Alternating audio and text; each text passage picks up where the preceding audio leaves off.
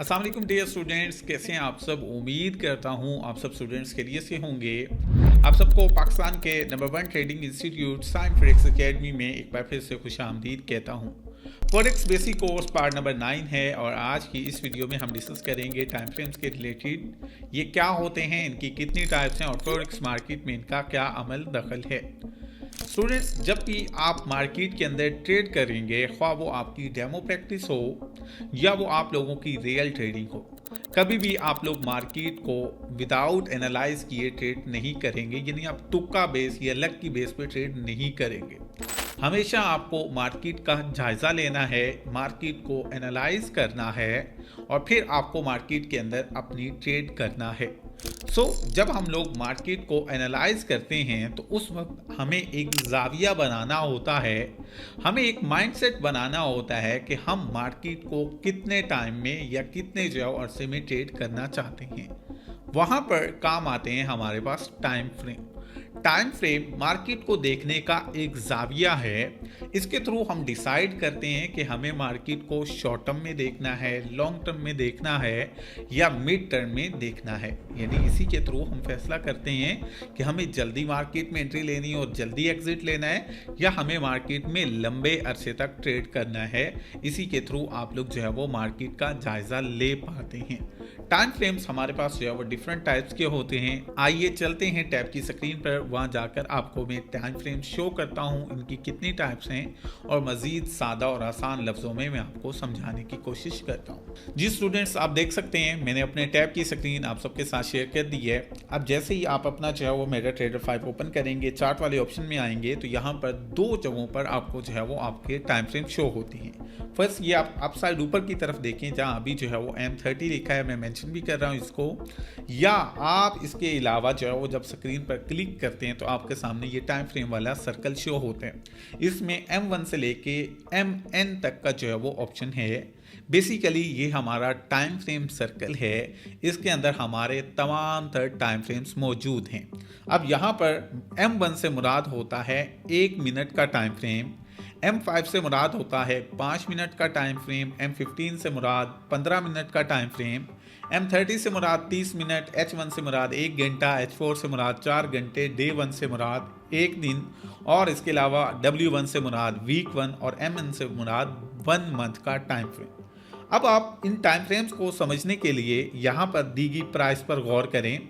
आपको यहाँ पर जो भी प्राइस शो हो रही है अभी आप इसको जो है वो अपने पास नोट करें और समझिएगा कि टाइम फ्रेम्स जो है वो एक्चुअली कैसे काम करते हैं। अगर मैं यहाँ पर M5 का टाइम फ्रेम ओपन करूँ तो मेरे पास प्राइस शो हो रही है 211.152। इकट्ठा नहीं बोलते, मैं बोल रहा हूँ आप लोगों की आसानी के लिए 211.152 या मुझे जो है वो प्राइस शो हो रही है। अब अगर यही जो है वो मैं यहाँ पर टाइम फ्रेम H1 का या M30 का सिलेक्ट करता हूँ तो आप देखें कि मेरे पास मार्केट का ये चार्ट तो बदला है लेकिन हमारे पास प्राइस सेम है।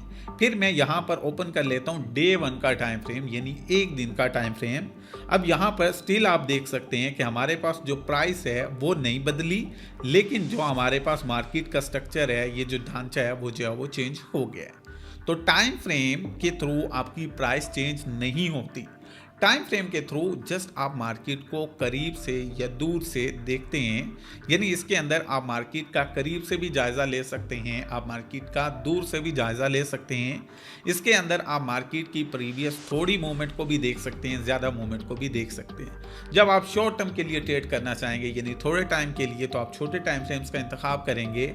फॉर एग्जाम्पल आप जो है वो सिलेक्ट करते हैं M1 का टाइम फ्रेम। यहाँ M1 के टाइम फ्रेम में बनने वाली हर एक कैंडल का दौरानिया 1 मिनट का है।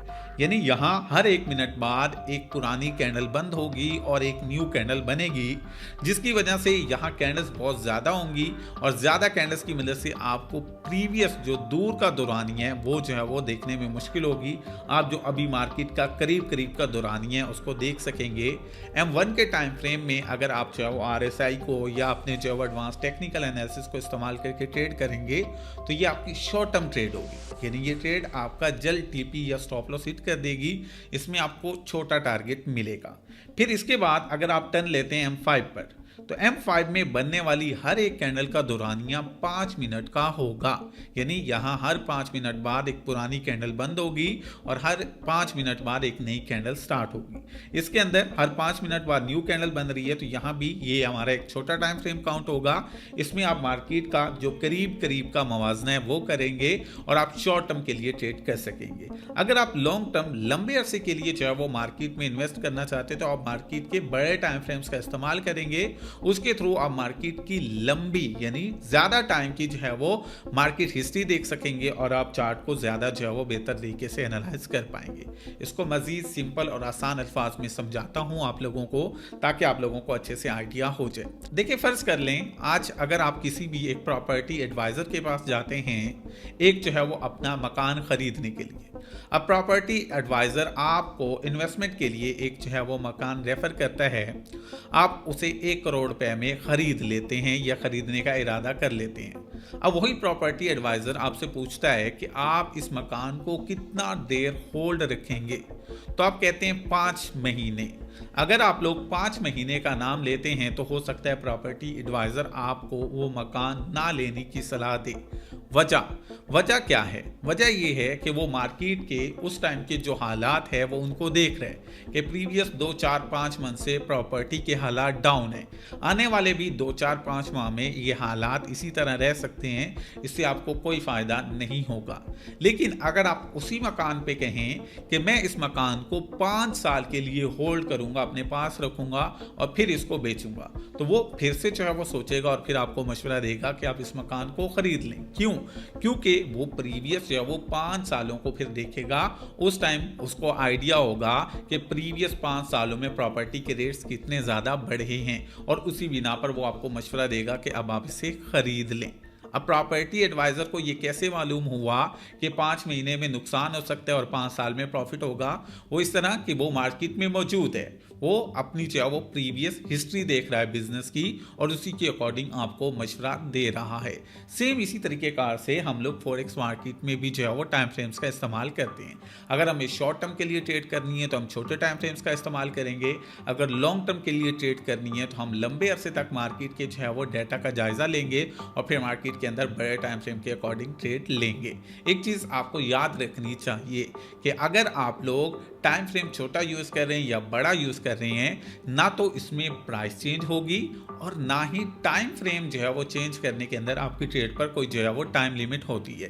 यानी बाज़ लोग समझ लेते हैं कि हम लोग M30 का टाइम फ्रेम यूज़ कर रहे हैं तो हमारी ट्रेड 30 मिनट बाद खुद ब खुद बंद हो जाएगी। नहीं, ये सिर्फ मार्केट को देखने का जाविया है। आप टाइम फ्रेम छोटा यूज़ करो या बड़ा यूज़ करो, आप अपनी ट्रेड को चाहो तो 1 दिन के लिए चलाओ, चाहो तो फौरन लगाते साथ ही बंद कर दो और चाहो तो उसी ट्रेड को महीनों तक आप लोग जो है वो लेकर चलें। यानी M1 का टाइम फ्रेम ओपन करके आप ट्रेड लगाकर उसे दिनों और महीनों तक भी चला सकते हैं और उसे फौरन बंद भी कर सकते हैं। सो टाइम फ्रेम सिर्फ मार्केट को देखने का एक जाविया है, मार्केट को एनालाइज करने के लिए आप जो जाविया सेलेक्ट करते हैं, इसके अंदर ना तो आपकी प्राइस में कोई फ़र्क आता है और ना ही इसके थ्रू आपकी ट्रेड पर कोई टाइम लिमिट होती है कि आपकी ट्रेड इतने टाइम में बंद हो जाएगी। ऐसा कुछ नहीं होता। आई होप सो आप लोगों को आइडिया हो चुका होगा कि हमारे पास ये टाइम फ्रेम्स क्या होते हैं और इनके क्या इस्तेमालात होते हैं। अगर इसके रिगार्डिंग आपका कोई भी क्वेश्चन हो, अपने ग्रुप एडमिन के साथ इसको ज़रूर डिस्कस करें। मिलते हैं नेक्स्ट वीडियो में, तब तक अपना ढेर सारा ख्याल रखिए। With tons of love to my Scienflix family, Be Scienflix family, this is me Mujahid Abbas and you are watching Scienflix Academy। मिलते हैं नेक्स्ट वीडियो में, तब तक के लिए अल्लाह हाफिज़।